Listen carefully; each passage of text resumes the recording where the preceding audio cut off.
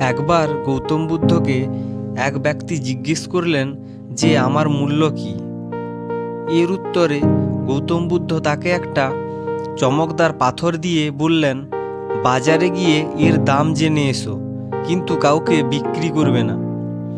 গৌতম বুদ্ধের কথা মতো ওই ব্যক্তি একটি বাজারে গেল। প্রথমে সে পাথরটি নিয়ে গেল এক আম বিক্রেতার কাছে।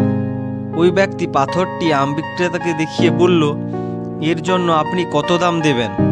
তখন আম বিক্রেতা বলল, এর বদলে আমি আপনাকে 10টা আম দিতে পারি।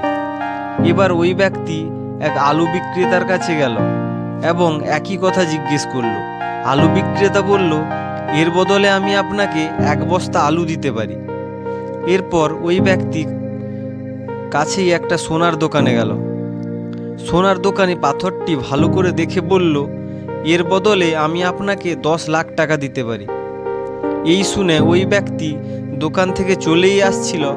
তখন দোকানি বললেন, আচ্ছা 20 লাখ টাকা। কিন্তু তাও যখন ব্যক্তি চলে যাচ্ছিলেন তখন ওই সোনার দোকানি বললেন, আচ্ছা কত নেবে বলো, কিন্তু পাথরটা দিয়ে যাও। ওই ব্যক্তি কিছু না বলেই ওখান থেকে চলে গেলেন এবং একজন হীরা ব্যবসায়ীর কাছে গেলেন। হীরা ব্যবসায়ী ভালো করে পাথরটি দেখে বলল, এ তো অনেক পুরনো এবং অনেক মূল্যবান পাথর। এটি একটি দুর্লভ পাথর, এর দাম কমপক্ষে 50 লক্ষ টাকা।